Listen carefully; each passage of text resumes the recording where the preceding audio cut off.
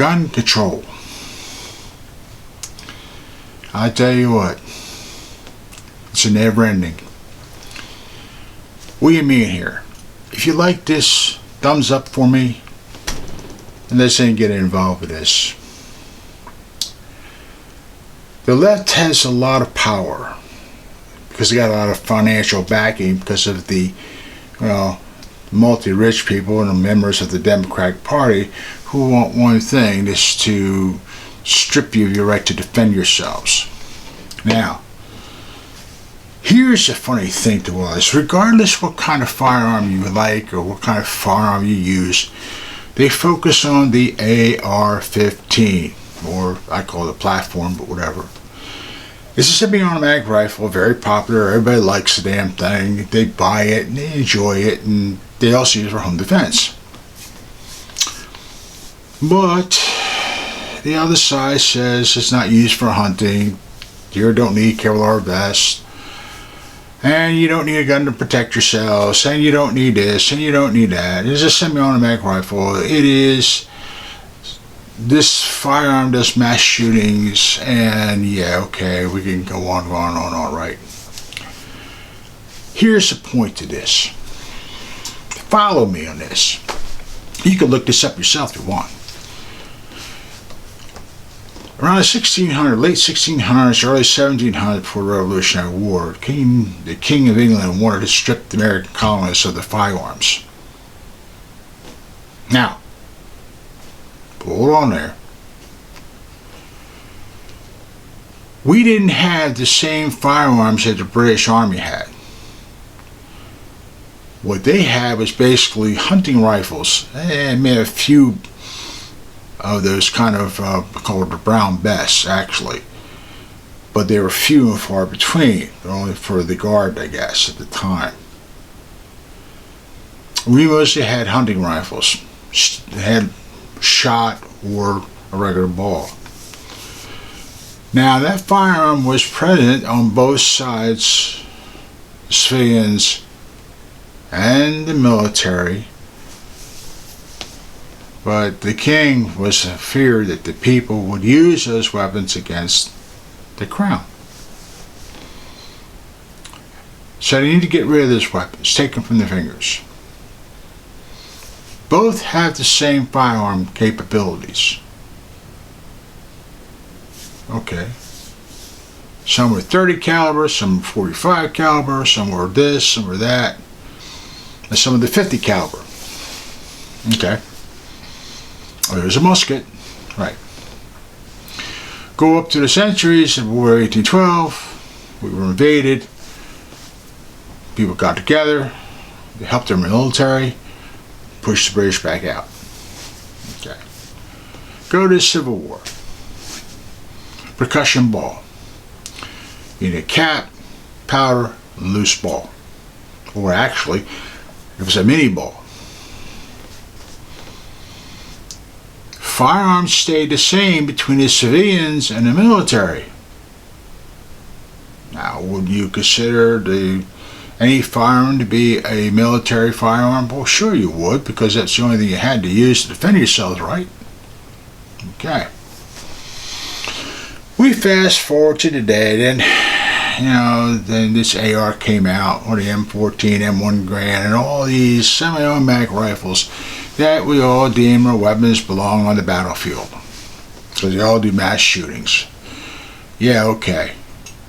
So they're going to try to ban this firearm because it's a weapon of mass destruction. It is a weapon that kills, mass shootings, whatever.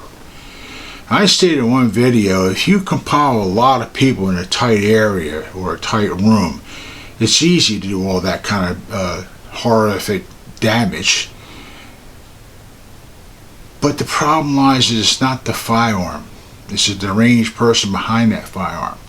You could take a shotgun and do the same darn thing, but they don't mention these things, fortunately. But here's the thing to all this. This public safety sort of thing that these politicians really climb all over. I mean, they stand on this thing like a pedestal. So, if all this mass shootings are those innocent people were killed, what about the people who are dying from knife attacks, automotive, drug overdoses? There's a whole list, but they don't push that issue. And that's the funny thing about that, because there's a point to this. A lot of people are getting killed. A lot of people, more than any mass shooting out there.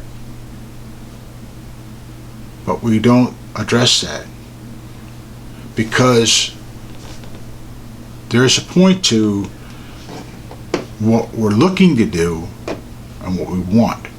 If you talk about public safety, why do we deprive people of the right to defend themselves? Aren't they part of the public? When you have these anti-gun people who are so entrenched to be involved of your life and your family's life, they won't take that kind of responsibility. Or do they? It's just about the money?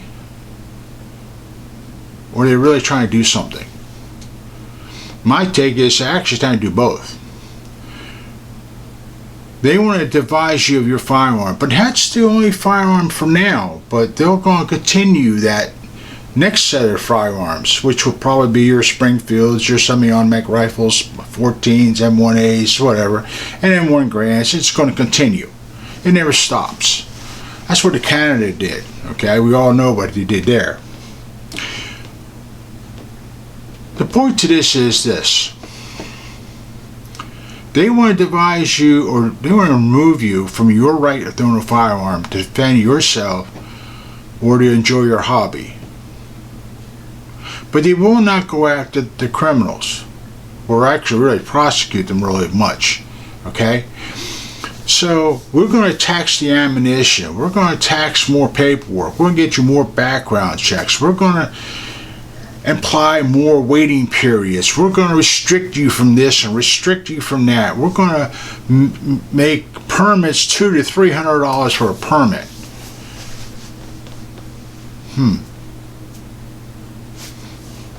What about, are you going to press that to the criminals? Or is it just prejudice to one side? Is it just like a prejudice system or a racial system that you don't like people who own firearms, regardless who we are? I mean, there are many black Americans, there are Asian Americans, there's all kinds of Americans who like firearms, including women with young children. But your attitude is they don't need firearms. But it's all right for these criminals to have firearms. It's all right for them to invade your home. It's all right for them to steal your car. It's all right for them to kill you, wound you, break in your homes, and devastate your family, or horrifically even worse. But you don't need that firearm. With the threats all around the world that we deal with, a lot of these anti-gunners and politicians, and believe me, they are stupid, believe we cannot be invaded. What's China trying to do right now? Get involved in our economical system, buy our farmlands, get involved in our industrial complex as much as they can, involved in our technology complex as much as they can. They don't believe it can be invaded. Russia and China are building themselves together. You have Iran and other terrorist organizations. They're probably already here in this country right now plotting. We don't know, but possibility. But you don't need a firearm. When Russia invaded Ukraine, they didn't have enough firearms to protect themselves. They had none. So were those towns and those cities? People were butchered, tortured, and murdered. Raped, you name it, the whole thing. Young men, women, and children. We talk about public safety. We become so damn ignorant that we feel that we're smarter than everybody else. We feel that we are above the whole chain of everything. But they don't realize, yes, we can be invaded. Yes, we can be attacked. Yes, this can happen. And by the time the military could get itself together, and our military, well, I don't know about these politicians, they probably would have booked out of town by the time this thing happened. Or just who knows what. A lot of people could get killed. A lot of people could get injured. You could name it. But these people believe it can't happen. Ignorance is a false sense of security. I think we should realize that in 9/11. 9/11 is a good, I would say, a very good learning experience. Because by the time everyone figured out, these politicians didn't know what they were going on. By the time they had figured it out and got their head out of the backside and tried to mobilize something out there, try to get things going, the thing was progressing. So you had that timeline. You could do the timeline yourself. A lot of people have been killed, injured, or murdered. Military bases are tied to civilian air bases, could have been taken over. Limited our ability to defend ourselves.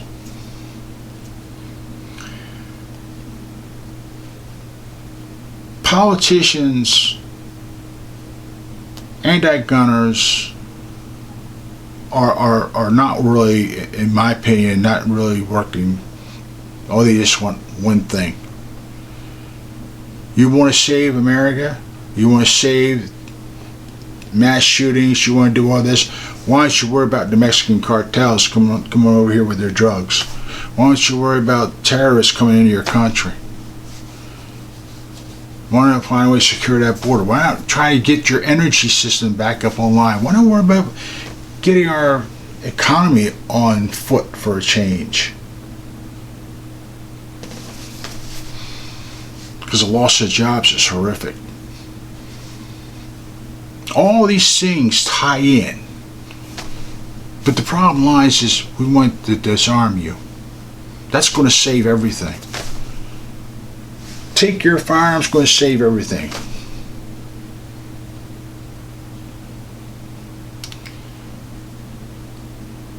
Like I said before, you people got to understand you're Americans. And every time you listen to these people and these politicians, they're going to steer you in the wrong direction. They act like you're in a tunnel somewhere. And here's a torch, and this guy's going to turn around and say, you follow me, I'm going to walk you out of here. Yeah, right. You are your own best protection. You yourself. If you keep listening to these people, man, something will go wrong. It's like a Trojan horse. We all heard a story of, of the Trojan horse, right? How that happened? Read up on it.